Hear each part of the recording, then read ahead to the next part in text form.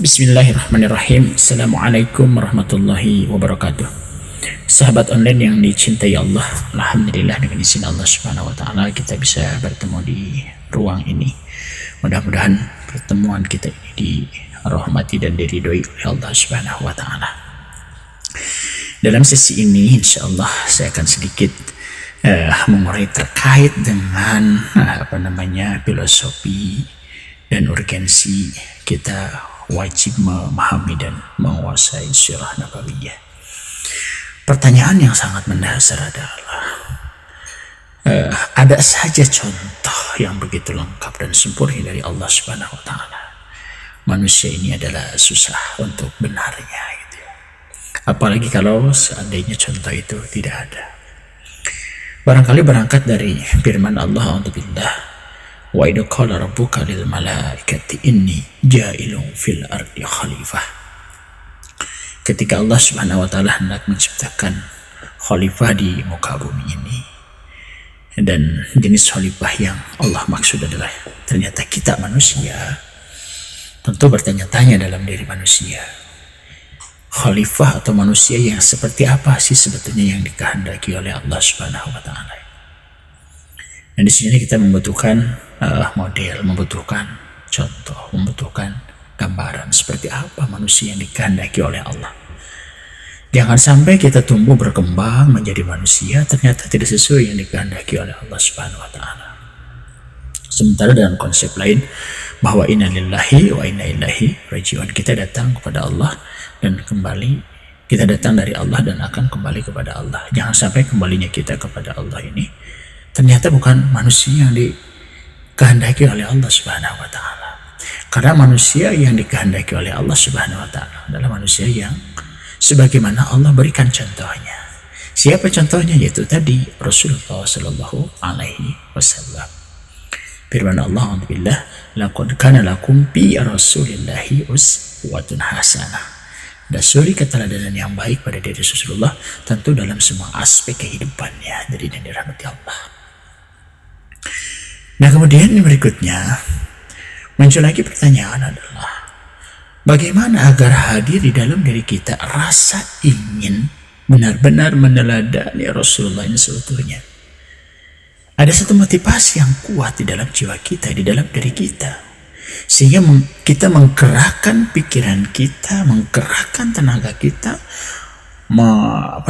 dermakan waktu, uang untuk sungguh-sungguh mempelajarinya, sehingga kita bisa menjadi bagian dari orang-orang yang memiliki kesungguhan untuk meneladani Rasulullah SAW.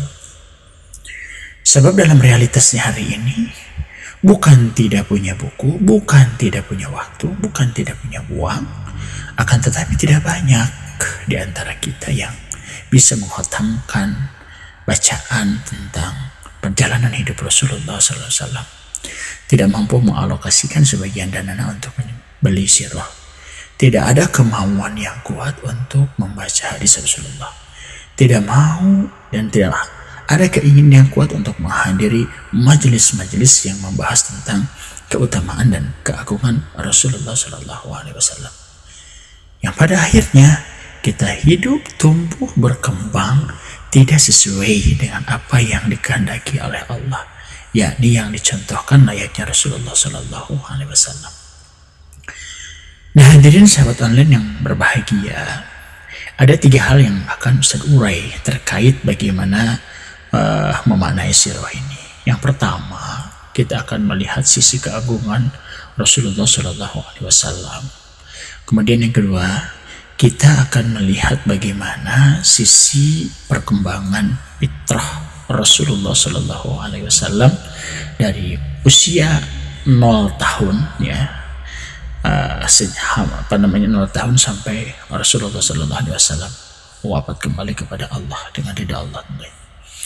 Kemudian yang ketiga adalah bagaimana cara kita menghadirkan rasa semangat, keinginan dan kecintaan di dalam hati kita, di dalam jiwa kita terhadap Rasulullah Sallallahu Alaihi Wasallam. Baiklah sahabat online yang dirahmati Allah, Yang pertama sahabat online yang dirahmati Allah, agar hadir rasa kekaguman, rasa kebanggaan, rasa kebahagiaan, rasa cinta yang mendalam terhadap Rasulullah Sallallahu Alaihi Wasallam, kita bisa melihat bagaimana Allah Subhanahu Wa Taala memuliakan Rasulullah Sallallahu Alaihi Wasallam itu sendiri. Yang pertama, kita bisa melihat dari peristiwa Isra dan Mi'rajnya Rasulullah Sallallahu Alaihi Wasallam. Allah perjalankan dari Masjidil Haram ke Masjidil Aqsa, dan Allah mi'rajkan, naikkan ke Sidratul Muntaha, bahkan lanjut ke Mustawa, disertai oleh Malak Jibril alaihissalam. Dan Malak Jibril hanya sampai pada Sidratul Muntaha. Karena dalam kajian-kajian ilmiah tidak akan ada sebetulnya materi yang bisa mampu menembus lapisan-lapisan itu karena panasnya. Rasulullah dan Malak Jibril alaihissalam juga itu karena ridha dan kehendak Allah Subhanahu wa taala. Sesampainya di Sidratul Muntaha, Rasulullah SAW tidak disertai Malak Jibril lanjut ke Mustawa. Dalam sebagian pendapat ulama demikian. Nah, di Mustawa inilah Rasulullah SAW berjumpa dengan Allah secara langsung. Ada dua ulama yang mengatakan, yang pertama melihat cahaya Allah, yang kedua memang melihat wujud Allah Subhanahu wa taala. Allah a'lam. Yang jelas hadirin dirahmati Allah, harus juga kita pahami yang pertama bahwa Sidratul Muntaha dan Mustawa ini adalah makhluk yang diciptakan oleh Allah, makhluk yang mulia, makhluk yang utama untuk Rasulullah SAW ketika berjumpa dengan Allah. Layaknya Gunung Tursina pada saat Allah Subhanahu wa taala berbicara dengan Nabi Allah Musa alaihissalam, sebagaimana firman-Nya, wa kalamallahu Musa taklima. Nah, sehingga kita juga harus meneruskan pandangan dan pemikiran-pemikiran di masyarakat, seolah-olah Allah itu ada di aras, seolah-olah Allah itu ada di Sidratul Muntaha, ada di Mustawa. Itu adalah makhluk Allah. Tidak mungkin Allah ada pada makhluknya. Nah, di Mustawa inilah Rasulullah SAW melihat keagungan Allah, melihat kemuliaan Allah, rasa ta'dim, rasa takrim, rasa ta'ajub yang teramat sangat hadir dalam jiwa Rasul, sehingga terungkap dari ungkapan Rasulullah Sallallahu Alaihi Wasallam kalimat yang sangat agung, ya, at-tahiyyatul mubarakatuh sholawatu tayyibatu lillah, ungkapan-ungkapan kemuliaan, kesejahteraan, kebahagiaan, keselamatan lillah, gitu ya. Ungkapkan, ibarat layaknya kita melihat sesuatu yang sangat agung, sangat spesial, maka kita pun akan mengeluarkan kata-kata yang Masya Allah, Subhanallah, gitu ya. Nah, disitulah hadirin dari rahmati Allah, Rasulullah SAW mengungkapkan kalimat yang sangat agung, dan Allah Subhanahu wa taala menjawab dengan Assalamu alayka ayyuhan nabi. Nah, Allah itu senantiasa memanggil Rasulullah SAW tidak langsung pada namanya, tapi senantiasa diawali dengan Nabi. Seperti bagaimana dalam firman lain, A'udzubillah, innallaha wal malaikatahu yusalluna 'alan nabi. Tapi pada nabi-nabi yang lain, Allah biasanya langsung memanggil dan langsung pada namanya, seperti ya Musa, ya Aisyah, ya Harun, begitu. Ini sebagai rasa dan ini sebagai ungkapan bahwa Allah memuliakan Rasulullah Sallallahu Alaihi Wasallam. Nah, kemudian ya, setelah Allah Subhanahu wa taala, Rasulullah SAW bertemu dengan Allah, dan begitulah bagaimana cara memuliakan Allah Subhanahu wa taala kepada Rasulullah Sallallahu Alaihi Wasallam. Nah, kemudian yang kedua, selain dari peristiwa ini, kita bisa melihat bagaimana Allah memuliakan dan mengagungkan Rasulullah SAW ini di dalam instruksi Allah terhadap makhluknya untuk senantiasa bersolawat kepada Nabi. Kalau dulu Nabi Adam alaihissalam, Allah perintahkan malaikat, Allah perintahkan manusia untuk sujud, itu temporer. Temporer dalam artian hanya pada momen itu, karena ada kemuliaan, dalam artian sebagai ulama menyebutkan ada ilmu pada diri Adam sebagai energi akal manusia, yang dengan akal manusia bisa mengenal Allah Subhanahu wa taala. Ya, akan tetapi sifatnya tidak selamanya. Tidak sampai hari ini semua manusia, malaikat, jin harus sujud kepada Adam. Berbeda dengan Rasulullah SAW. Allah Subhanahu wa taala berfirman, "A'udzubillah, innallaha wal malaikatahu yusalluna 'alan nabi." Sesungguhnya Allah dan para malaikatnya bersolawat kepada Nabi ila yaumil qiyamah. Semuanya bersolawat kepada Nabi.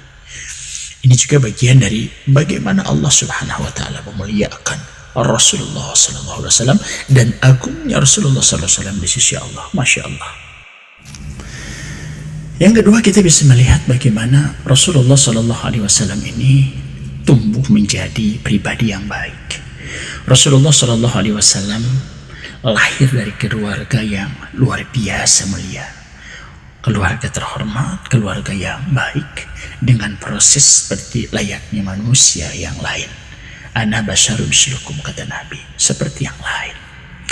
Nah, kemudian bahkan Allah Subhanahu wa taala mentakdirkan Rasulullah sallallahu alaihi wasallam menjadi yatim sebelum beliau lahir. Kalau kita mengkaji di dalam surat Ad-Duha tentang filosofi yatim, memiliki makna yang sangat mendalam. Di antara karakter yatim ini adalah orang yang memiliki kepekaan jiwa sosial yang tinggi, karena mereka sadar dalam perjalanan hidupnya ia senantiasa tidak terlepas dari uluran tangan manusia-manusia yang lain, sehingga kepekaan sosial, kepedulian sosial, dan tanggung jawab sosial jauh lebih besar.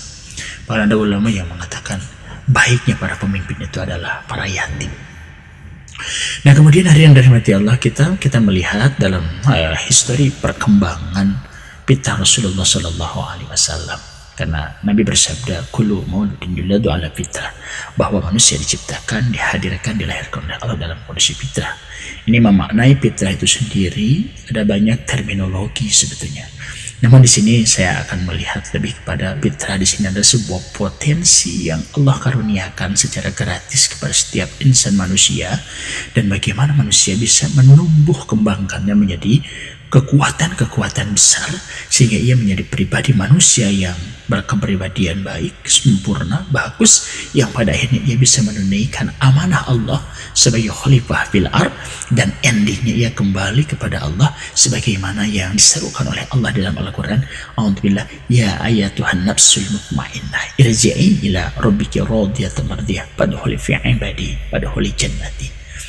Nah, gambaran ini bisa kita lihat di sisi perjalanan Rasulullah SAW. Coba kita bagi. Dari masa kanak-kanaknya Rasulullah SAW hidup di tengah kumpulan orang-orang baik, orang-orang saleh. Baik itu di keluarganya ataupun pada saat Rasulullah masa disusui sekalipun, tidak ada tempat yang ditempati oleh Rasulullah selain daripada tempat yang baik. Artinya Rasulullah SAW hidup, tumbuh, berkembang pada lingkungan yang baik. Kemudian yang berikutnya, fitrah Rasulullah SAW tumbuh sehingga pada saat menjelang akil balik memang betul-betul balik. Ya, usia 12 tahun sudah menjadi pembisnis, sudah ikut berdagang. 15 tahun itu benar-benar sudah balik. Balik ini diantaranya adalah bukan karena balik secara biologis, akan tetapi balik secara mental, spiritualitas, kepribadian, dan lain semuanya. Sehingga Rasulullah SAW di usia balik benar-benar bisa berdiri sendiri, bisa memiliki skill, bisa memiliki keterampilan, bisa menghidupi diri. Ini makna balik yang sesungguhnya. Ya, sehingga kewajiban kita sebagai orang tua itu membesarkan anak sampai usia balik. Setelah itu dia harus sudah mandiri. Nah, maka Rasulullah SAW seperti itu polanya.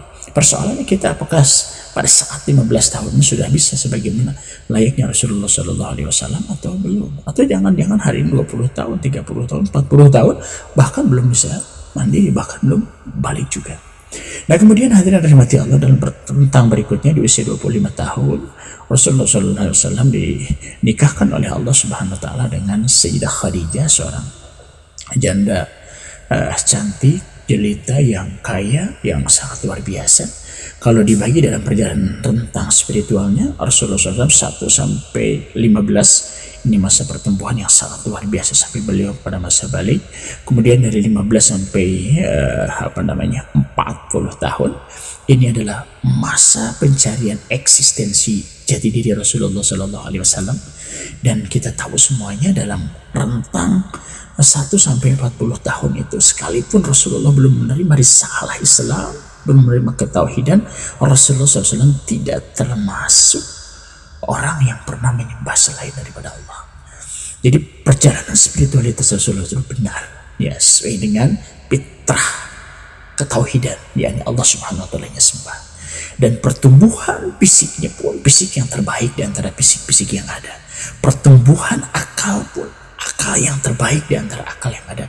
Pertumbuhan akhlak pun Tidak ada yang menandingi selain dari akhlaknya Rasulullah SAW.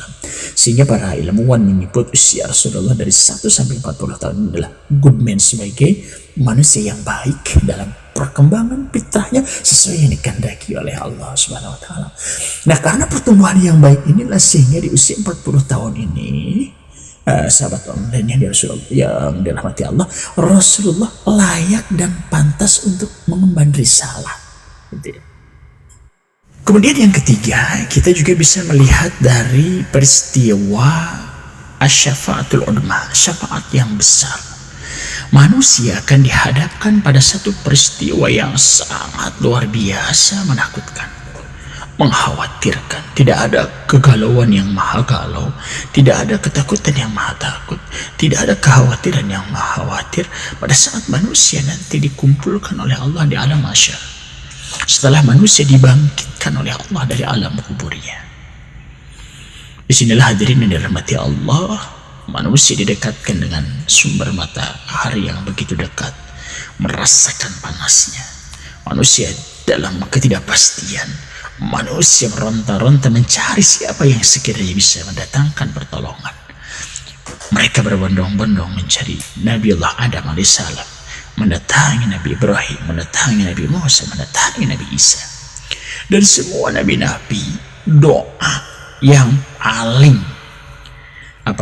istimewa, semuanya sudah mereka habiskan, sudah mereka ungkapkan kepada Allah Subhanahu wa taala, kecuali Rasulullah sallallahu alaihi wasallam yang masih memiliki kesempatan untuk memohon kepada Allah Subhanahu wa taala untuk memberikan syafaat kepada manusia. Dan pada saat manusia dikumpulkan, dalam satu riwayat, keringatnya sampai memenuhi tubuhnya, sampai menenggelamkan tubuhnya. Pada saat seperti itu tidak ada yang bisa memberikan pertolongan. Disitulah Rasulullah SAW berdiri, dan disitulah Rasulullah SAW memohon kepada Allah Subhanahu wa taala untuk segera manusia diadili, untuk manusia dihisab sebagaimana amal-amalnya mereka di dunia. Disitulah pula Allah memperlihatkan kepada semua manusia bagaimana keagungan dan kemuliaannya Rasulullah SAW. Kemudian yang keempat, di antara keagungan Rasulullah SAW di hadapan Allah Subhanahu wa taala ini adalah Rasulullah diberikan mukjizat oleh Allah Subhanahu wa taala. Mukjizat yang sangat luar biasa, yakni Al-Qur'anul Karim. Yang mana kita tahu semua kalau mukjizat itu sifatnya temporer. Misal Nabi Musa alaihissalam diberikan mukjizat oleh Allah, tongkatnya menjadi ular. Apakah hari ini masih bisa pengikutnya menjadikan tongkat Nabi Musa menjadi ular? Atau tongkatnya bisa dipulkan ke laut dan menjadi tol laut? Apakah hari ini umatnya masih bisa melakukan seperti itu? Tidak. Lain halnya yang terjadi pada diri Rasulullah SAW, yang Al-Quranul Karim. Ila yaumil qiyamah, mukjizat Rasulullah SAW mendatangkan manfaat yang sangat luar biasa bagi seluruh umat manusia. Wa ma arsalnaka illa rahmatan lil alamin. Rasulullah SAW menjadi rahmat, dan kita tahu semuanya bahwa rahmat itu isinya ada ifdal, in'am, ikram, ada keutamaan, ada kenikmatan, ada keihsanan. Ifdal, ya, in'am, ihsan. Nah, kemudian hadirin yang dirahmati Allah, yang berikutnya adalah keutamaan Rasulullah SAW di sisi Allah Subhanahu wa taala ini adalah Rasulullah SAW, adab yang didatangkan kepada umat-umat sebelumnya adalah mereka langsung, misal ketika pengikut Nabi Nuh mencaci maki, mengolok-olok, merendahkan martabat Nabi Nuh, memusyrikan Allah, menentang Nabi Nuh, lantas Nabi Nuh memohon kepada Allah dan hadirlah adab banjir yang sangat luar biasa yang menenggelamkan umatnya. Berbeda dengan Rasulullah SAW, karena keutamaannya Rasulullah SAW, maka adab itu Allah tangguhkan ila yaumil qiyamah. Hatta sekalipun kita melihat fakta hari ini, tidak sedikit manusia yang mengaku Tuhan, tidak sedikit manusia yang musyrik. Bahkan kalau kita perhitungkan kaum musyrikin, orang yang mengaku banyak Tuhan, jumlahnya jauh lebih banyak daripada orang yang mentauhidkan Allah. Dan aneka kemaksiatan, semua kemaksiatan yang ada pada nabi-nabi sebelumnya hari ini adalah ada. Namun karena keutamaannya Rasulullah SAW, Allah tangguhkan. Masya Allah, tabarakallah, hadirin dan rahmati Allah. Ini diantara keutamaan dan keagungan Rasulullah SAW di hadapan Allah Subhanahu Wa Taala. Maka tidak ada bagi umat, bagi manusia yang sadar, yang sehat akalnya, selain dari rasa keagungan, rasa kemuliaan, rasa kebanggaan, rasa kebahagiaan yang besar menjadi umat Rasulullah SAW. Maka umat-umat yang lain iri kepada kita karena Allah kita takdirkan menjadi umatnya Rasulullah SAW. Justru yang kita takutkan hari ini adalah bukan kita takut corona, bukan kita takut yang lain, tapi ketakutan yang paling besar yang harus hadir dalam hati kita adalah takutnya kita tidak menjadi bagian dari umatnya Rasulullah Sallallahu Alaihi Wasallam. Itu diantara keutamaan dan keagungan Rasulullah di hadapan Allah Subhanahu Wa Taala. Yang berikutnya, sahabat online yang dirahmati Allah. Jadi usia 40 tahun ini Rasulullah SAW diangkat oleh Allah Subhanahu Wa Taala menjadi nabi dan rasul. Ya. Maka di sini juga dibagi kisaran 40 sampai 50 ini adalah usia di mana manusia merealisasikan, mengaktualisasikan idealismenya dan menunaikan amanah-amanahnya. Maka dalam realitas sebenarnya kita melihat orang-orang yang diberikan amanah kekuasaan, jabatan dan lain-lain itu rata-rata di usia 40 sampai 50 tahun. Ini masa yang matang dalam menggapai amanah. Dan ini yang dialami oleh Rasulullah Sallallahu Alaihi Wasallam. Nah, di sinilah Rasulullah SAW menjalankan risalah Allah, membumikan Islam, mengajarkan tauhid kepada manusia. Diawali dengan dakwah secara tertutup, kemudian dakwah secara terbuka, dan masya Allah tabarakallah, ya Rasulullah SAW ya dihadapkan dengan aneka tantangan dan problem yang sangat luar biasa. Namun apa yang terjadi? Karena kepribadiannya tumbuh pitanya dengan baik, Rasulullah kuat. Bukan tidak ada rasa stres, tidak ada rasa depresi, rasa kegalauan, ketakutan pasti ada, tapi kuat. Nah, inilah ketika manusia tumbuh dengan baik, dia dihadapkan dengan berbagai ujian, dengan berbagai tantangan, ketakutan, kekhawatiran, ini tidak menjadikan manusia tenggelam. Disitulah mungkin firman Allah, "Alhamdulillah, la yukallifullahu nafsan illa wus'aha." Allah itu akan menguji manusia sesuai dengan kapasitasnya. Pada saat memang kapasitas kita itu berkembang dengan baik. Nah, kemudian Rasulullah SAW di usia 53 tahun hijrah ke Madinah. Hadirin dirahmati Allah, disitulah masa di mana Rasulullah SAW membangun masjid, membangun sistem ekonomi, membangun sistem hukum, dan membangun kota Yasrib menjadi sentral peradaban manusia. Dan masya Allah, tabarakallah, usia rentang 40 sampai 60 tahun sampai menjelang wafatnya masa-masanya produktivitas Rasulullah SAW, di mana Rasulullah benar-benar menunaikan dan melaksanakan risalah ini. Bahkan setelah Isra dan Mi'raj pun, ketika berjumpa dengan Allah dan Allah perlihatkan dengan surga, dengan neraka, segala macam dan lain-lain. Toh kalau kita diberikan kesempatan seperti itu, mungkin saja meminta kepada Allah tidak kembali lagi ke dunia. Lain dengan Rasulullah SAW, maka Rasulullah kembali lagi ke dunia dengan spirit yang sangat luar biasa sehingga ia menunaikan tugasnya. Nah, manusia yang diseru ya ayyatuhan nafsul mutmainnah irji'i ila rabbika radiyatan mardiyah adalah manusia yang tumbuh dengan baik dan dia mampu menunaikan amanah, mampu menunaikan tugas ilahiyahnya dengan baik. Persoalannya adalah bagaimana dengan kita? Kita ini adalah hitop apa yang diberikan kepada Rasulullah itu hitop gitu kan kepada kita, bahwa kita pun diberikan amanah oleh Allah Subhanahu Wa Taala untuk menjadi khalifah fil ardh, untuk menyembah Allah. Itu tinggal mengukur saja apakah kita akan masuk kategori yang diseru oleh Allah yang seperti tadi atau tidak, tergantung dari sebagaimana kualitas kita hadirin dirahmati Allah. Ini diantara role model, contoh yang ada pada perkembangan di Rasulullah SAW.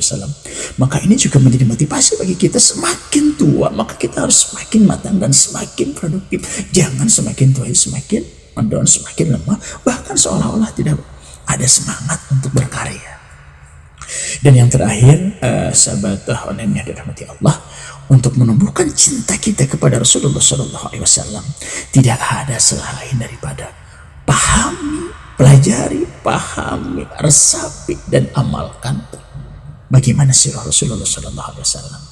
Amalkan sunnah-sunnahnya sesuai dengan kemampuan kita. Ya. Kemudian yang berikutnya adalah memperbanyak sholawat kepada Nabi.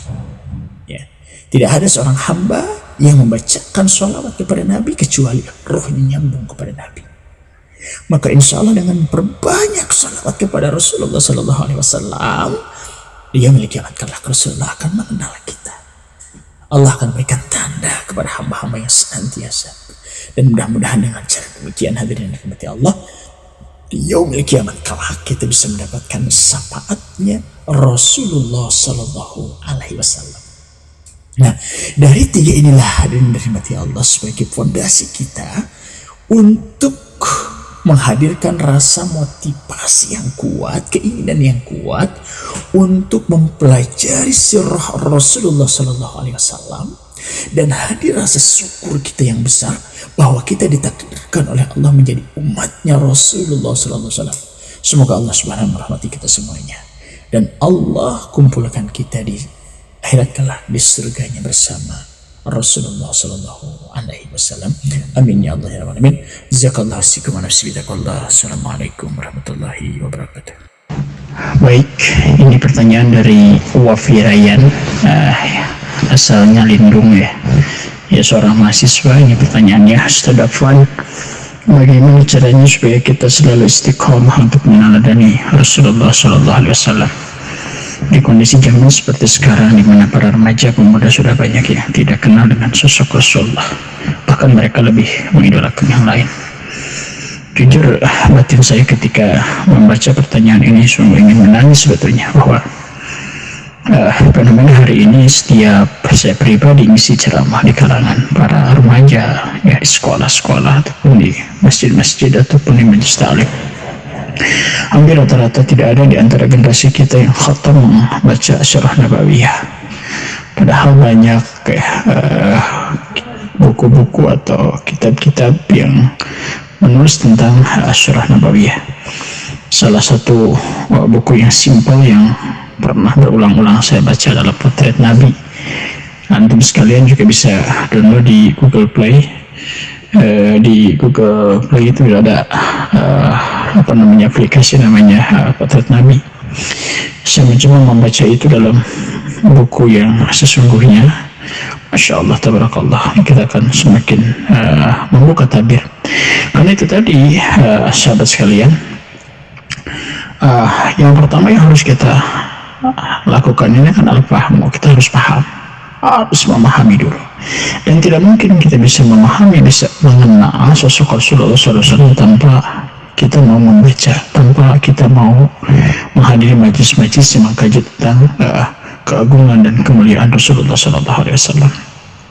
Nah, kemudian setelah kita memahami, setelah kita mengetahui, dan kemudian kita coba amalkan, fattaqullaha mastata'tum, amalkan sesuai dengan apa yang kita mampu, apa saja yang kita mampu.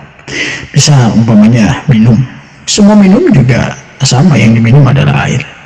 Akan menjadi sunnah ketika misal tidak meminum air panas, tidak meminum sambil berlari, tidak berminum sambil berdiri, misal diawali dengan membaca basmalah, kemudian tidak meminum seperti keledai.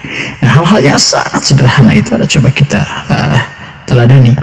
Dan dari efek mencoba menteladani apa yang ditradisikan oleh Rasulullah dalam kehidupan kesehariannya, tentu nanti kita akan merasakan manfaat yang besar.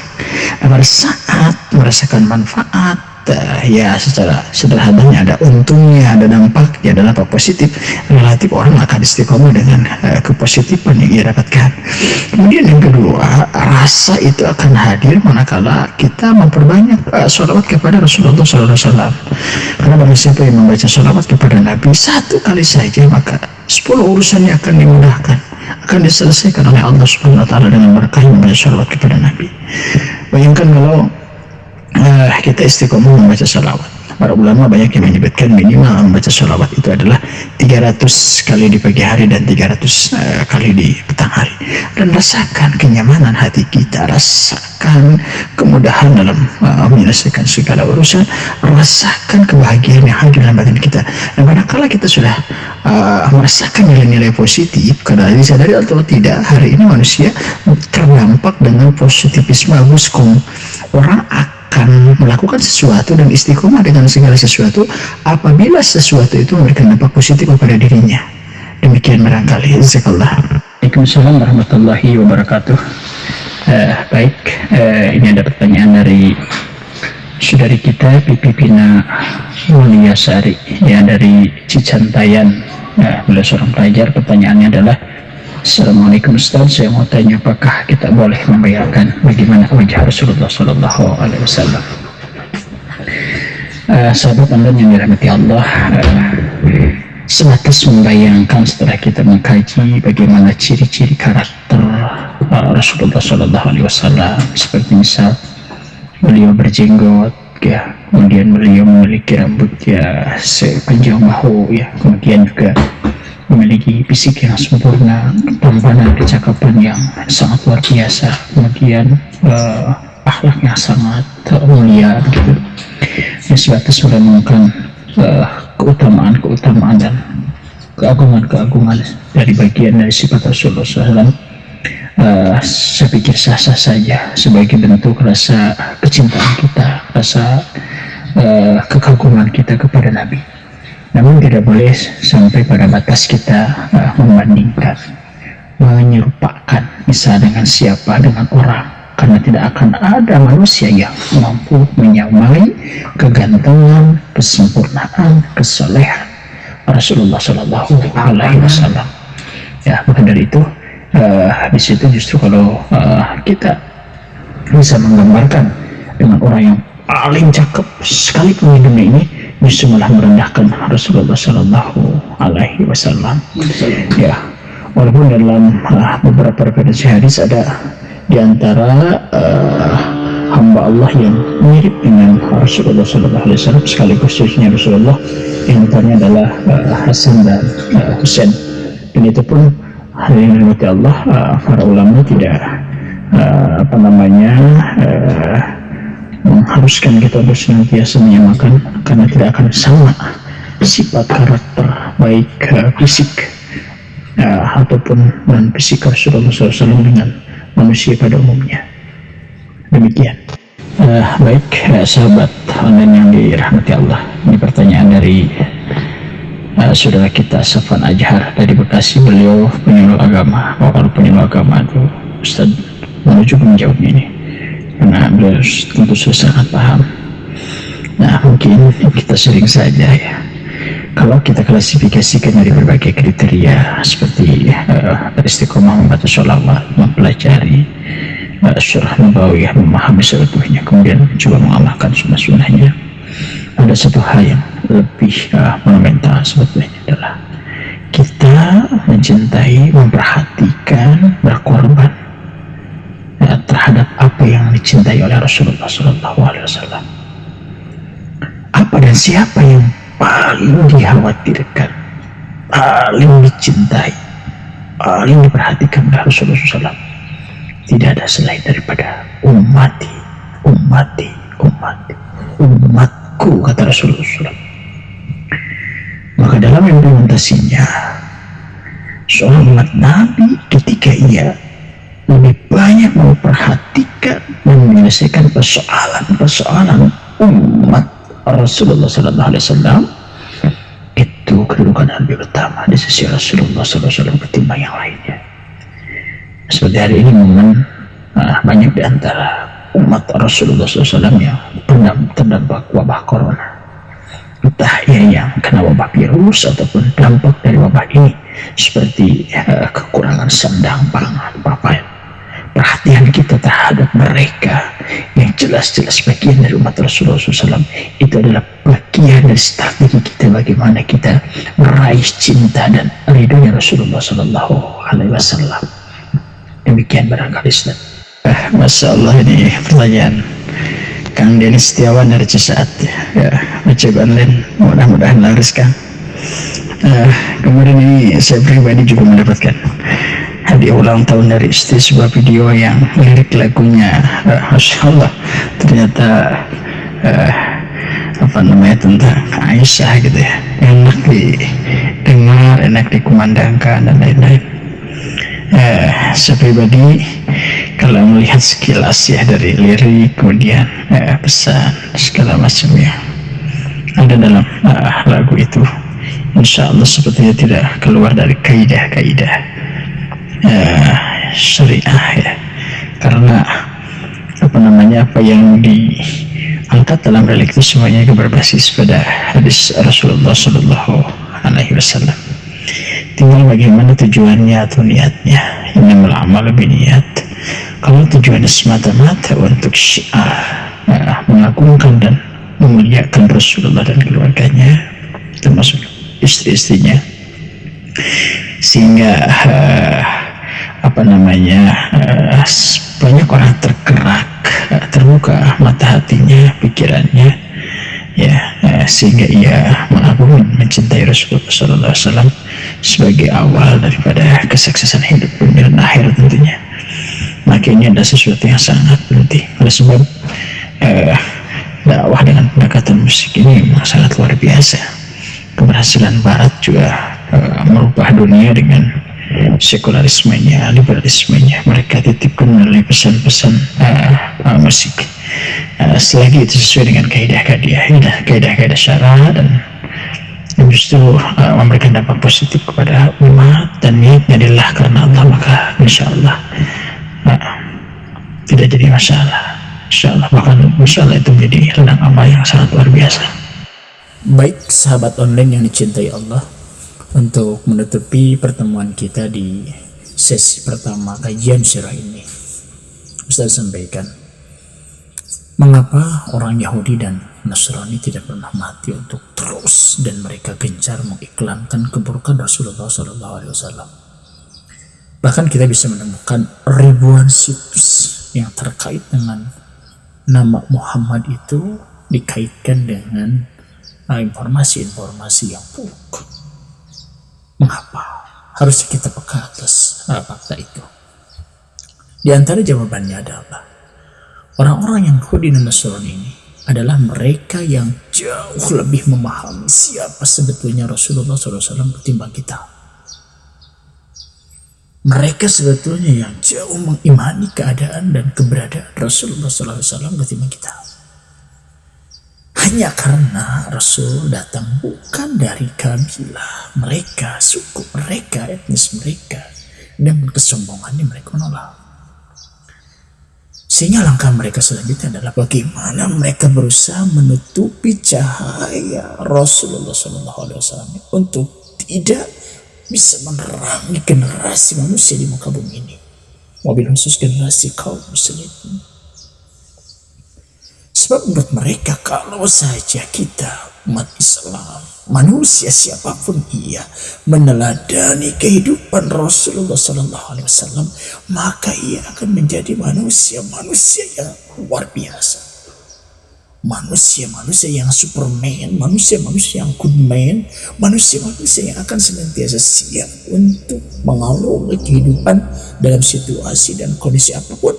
Manusia yang senantiasa siap menghadapi berbagai ujian, manusia yang akan senantiasa siap menghadapi perubahan secepat apapun yang terjadi di muka bumi ini, layaknya Rasulullah SAW.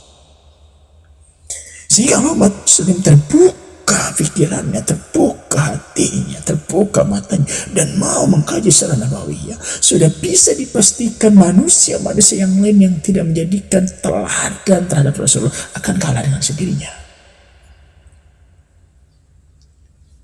Begitu sahabat online yang dirahmati Allah ya. Dan Masya Allah, tabarakallah, lagi yang kedua adalah percuma kita terus memperbaiki diri, meningkatkan diri, mengembangkan diri, lantas perkembangan kita, kepribadian kita, akhlak kita tidak sesuai dengan apa yang dikehendaki oleh Sang Pencipta, maka ujungnya akan menjadi sia-sia, bahkan akan menjadi manusia yang rapuh. Ia tidak akan kuat dihadapkan dengan ujian, ia tidak akan kuat dihadapkan dengan gelombang-gelombang tantangan. Bahkan mungkin ia tidak akan mampu mengarungi dan mewarnai kehidupan ini. Masya Allah, tabarakallah. Dan yang terakhir, tidak ada kemauan seorang hamba meneladani Rasulullah SAW selain daripada hidayah Allah.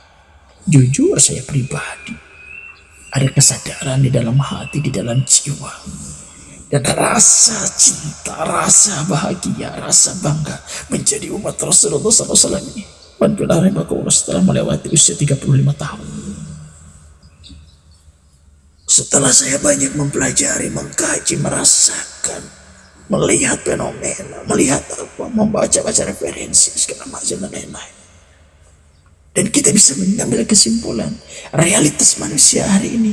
Mereka-mereka yang kuat, mereka-mereka yang anfa'uhum linnas, mereka-mereka yang dimuliakan oleh Allah, mereka-mereka calon para penghuni surga adalah mereka-mereka yang istiqomah meneladani Rasulullah sallallahu alaihi wasallam. Teladanilah ia pada saat bagaimana Rasulullah menjadi seorang pemuda, pada saat Rasulullah SAW menjadi pendidik, pada saat Rasulullah SAW menjadi kepala keluarga, pada saat Rasulullah SAW menjadi dai, pada saat Rasulullah SAW. Itulah hadirin yang dirahmati Allah. Menangislah kepada Allah andaikan tidak ada rasa cinta di dalam hati kita. Menangislah kepada Allah andaikan tidak ada spirit untuk mengkaji dan mendalami Rasulullah SAW di dalam hati kita. Karena itu merupakan tanda-tanda kehancuran kita di dunia dan tanda-tanda kehancuran kita di akhirat. Masya Allah. Allahumma salli wa sallim ala Sayyidina Muhammad. Assalatu wassalamu alaika ya Sayyidi ya Rasulullah. Ya riqalati dati adrikni. Semoga Allah tanamkan rasa cinta kita kepada baginda Rasulullah SAW, dan Allah kumpulkan di surga Firdaus nanti bersama Rasulullah SAW. Amin ya Allah ya Allah. Assalamualaikum warahmatullahi wabarakatuh.